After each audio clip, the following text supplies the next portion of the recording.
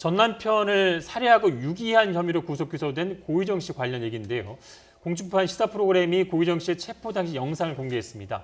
영상에는 고 씨가 한 아파트 지하 주차장에서 형사들에게 긴급 체포되는 모습이 담겨 있는데요. 영상에서 고 씨의 모습이 화제가 되고 있습니다. 그래픽을 함께 보시겠습니다. 네, 지금 보시면 고유정이 그 영상에서 상당히 어이없는 표정을 지으면서 참 침착하게 혐의를 부인했다 이런 내용이 전해지고 있는데 영상 어떻게 보셨습니까, 변호사님?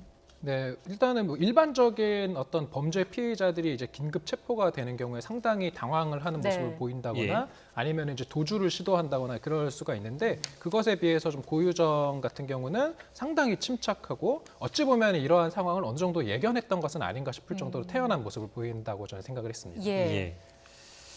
자, 고 씨가 호송차에 탑승하기 전에 이런 말을 했습니다. 집에 남편이 있는데 불러도 되느냐 이렇게 묻기도 했는데요. 범행 직후 이 고 씨는 지금의 남편과 뭐 외식도 하고 노래방에도 이제 갔습니다.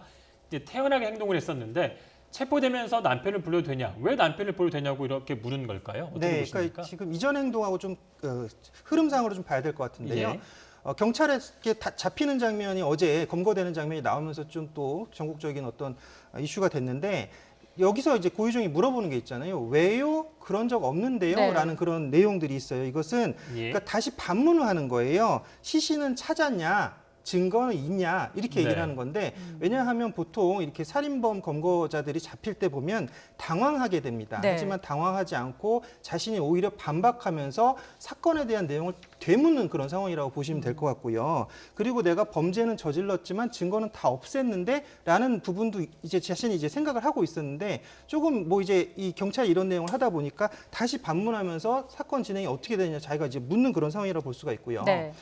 지금 질문 주신 내용을 보면 이제 남편을 부른다는 내용은 뭐냐면 그러니까 결국은 이제 사실은 현 남편이기 때문에 자신이 도움을 요청하는 건 정상적인 행동 패턴입니다. 예. 자신에게 자신 도움을 요청한다. 이건 맞는 내용인데 다만 다른 부분이 보인다는 거죠. 무슨 얘기냐면은 이전에 고유정이 지금 남편에게 울면서 내가 전 남편이 나를 성폭행하려고 했어. 미안하다. 이런 얘기를 현 남편에게 했단 말이에요. 네. 그러니까 현 남편은 굉장히 측은했었다라는 얘기를 했었죠. 그래서 나는 걱정하지 말라라고 했는데 그날부터 상황이 바뀌었다. 사건에 나오는 고유정이 살인범이다. 그리고 자신에게 했던 내용을 들어보니까 내가 지금 사실 굉장히 뭔가 느끼는 바가 있었다. 이런 내용을 얘기를 했다는 거예요. 그러니까 무슨 얘기냐면 이전까지 고유정이 남편에게 자신의 알리바이를 입증하도록 만들어놨던 거죠. 예. 전 남편을 내가 죽인 게 아니라 전 남편이 날 성폭행하려고 하는 그런 우발적인 상황에서 내가 어쩔 수 없이 이 상황을 저질러서 현 남편에게 얘기를 했던 현 남편은 거기에 치근해하면서 또 고유정의 편을 들어줄 수밖에 없는 그런 상황들. 그러니까 자신의 알리바이를 입증해줄 확실한 증인을 만들어 놓은 그런 상황이라는 거죠. 예. 그렇기 때문에 현 남편에게 올라가서 자신의 어떤 측은지심을 강조하면서 현 남편이 와서 나를 도와줘. 그리고 네. 도와줄 수 있게 어떤 세뇌를 시켰다라고 판단했기 때문에 현 남편을 불러야 된다라고 얘기를 한 것 같습니다. 이게 또 긴급 체포될 때는 범행을 부인했는데 또 호송차 안에서는 전 남편을 살해한 걸 시인했다고 해요. 태도가 바뀐 데는 뭐 어떤 이유가 있을까요? 아마도 예견했었던 것 같아요. 지금 고유정의 어떤 그 범행 이후에 일련의 그런 언론 보도를 통해서 보면 고유정은 범행을 아주 치밀하게 준비했고 예. 그다음에 범행을 아주 치밀하게 또 실행을 했고요. 계획에 따라서. 그다음 실행한 직후에는 이제 바로 또 현 남편이랑 이렇게 노래방을 가면서 말씀하신 것처럼 알리바이나 이런 것들을 이제 준비를 했다라는 건 네. 뭐냐면은 일단은 완전 범죄를 꿈꿨던 거예요. 그런데 이렇게 치밀하게 계획을 했다면 이런 고유정 입장에서는 발각됐을 때의 경우의 수도 당연히 고려를 했을 것 같아요. 그래서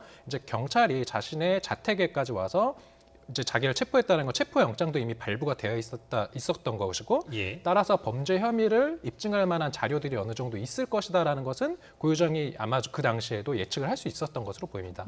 그렇다라고 한다면은 굳이 뭐 범행을 부인하기보다는 이제부터는 범행의 어떤 동기 부분에 대해서 나는 우발적으로 한 것이다라고 지금 그렇게 하고 있는데 네. 체포 당시에도 이미 좀 그런 것들에 대해서 면밀한 대비가 있었던 것이 아닌가 좀 추측할 수 있을 것 같습니다. 네, 이렇게 이 사건이 뭐 파헤칠수록 얘기를 들어도 이해가 안 가는 부분이 굉장히 많이 남아 있는 그런 사건인 것 같습니다. 네. 이 영상에 관해서 좀 논란이 되고 있는 것 같은데요. 어제 이제 그 공개가 됐는데 영상을 이제 언론사에 제공한 것은 박기남 전 제주 동부경찰서장입니다. 이게 또 논란이 되고 있습니까? 네, 맞습니다.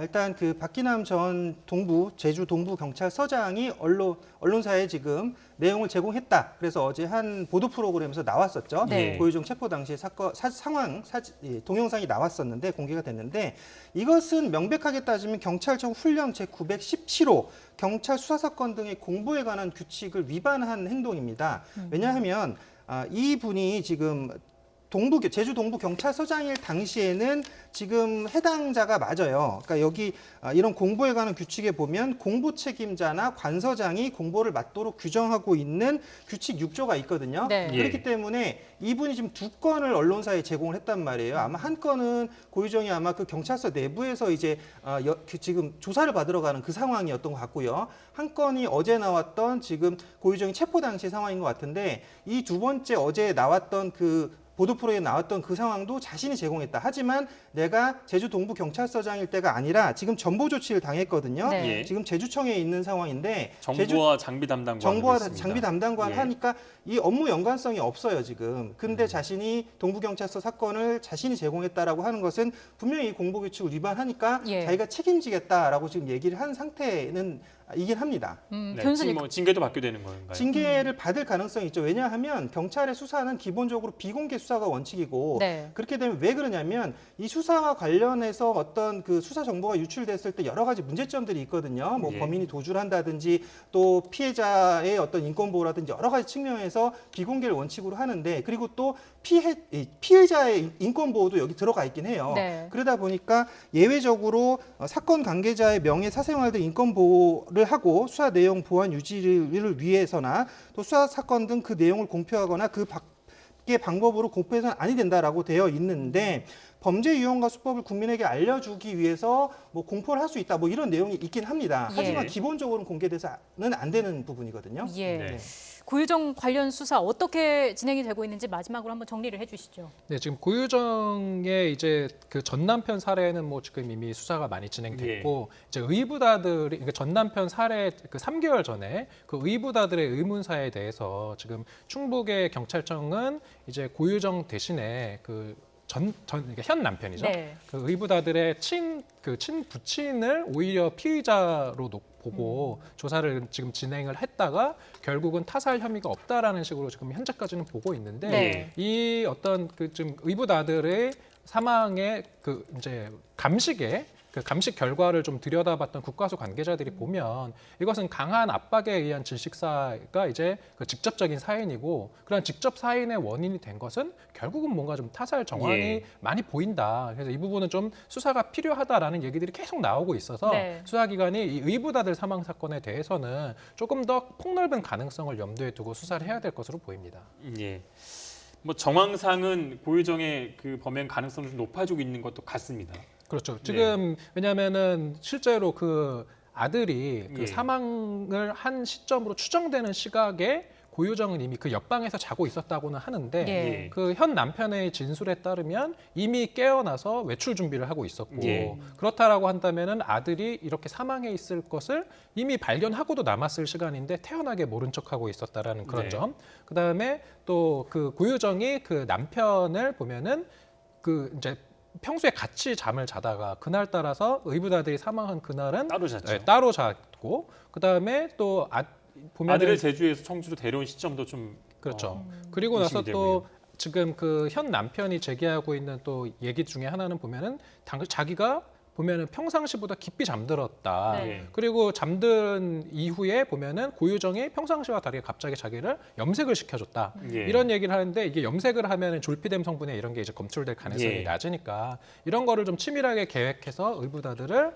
좀 살해한 것이 아닌가 이런 부분을 좀 조사를 해달라고 계속 촉구를 하고 있는 것이죠. 예. 예. 교수님께서 덧붙일 네, 말씀 그래서 있으시죠? 일단 아까 지금 경찰서장 지금 박기남 서장이 얘기한 건 이전에 이미 경찰이 어떤 부실 수사 논란이 있었기 때문에 이 상황을 역전하기 위해서 이것을 공개하지 않았냐라는 의혹이 있는 부분이 있고 이 부분은 좀 경찰도 다시 한번 입장을 밝혀주길 바라고요. 네. 또 추가적으로 지금 고유정이 의붓 아들을 살해했던 그 내용들을 보면 24일 경찰이 다시 한번 처음으로 입장을 밝혔어요. 그 전까지는 이 의붓 아들 지금 사망에 대해서 현 남편에 의해서 사망했을 것이다. 현 남편의 다리 때문에 질식사했을 것이다라고 하다가 이 여론이 악화되다 보니까 지난 24일 날 밝혔죠. 입장 표명을 했는데 거기 보면 엎드린 상태로 전신 압박을 당해서 사망했다라고 지금 경찰에서 밝혔습니다. 그러니까 결국은 전신 압박에 의해서 사망한 건 맞고 그 범인이 현 남편이냐 고유정이냐 둘 중에 하나라는 내용이에요. 네. 그렇죠. 그럼 이 예. 부분에 대해서 경찰이 밝혀야 되는 것은 결국은 이게 지금 아까 말했듯이 현 남편에 의해서 다리에 의해서 직사한 게 아니고 누군가가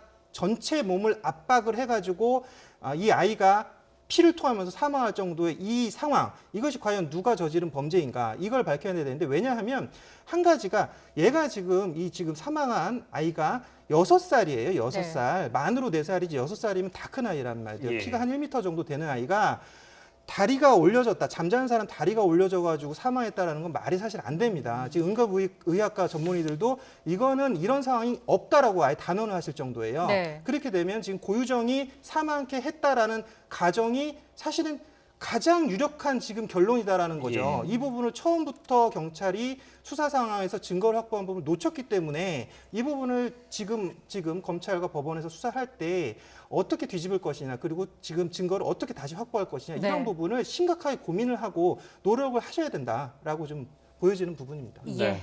고유정 사건이 국민적인 공분까지 사고 있는데 의혹 없는 수사가 진행됐으면 좋겠습니다. 지금까지 엄건웅 유원대 교수, 이보영 변호사와 함께 살펴봤습니다. 고맙습니다. 고맙습니다.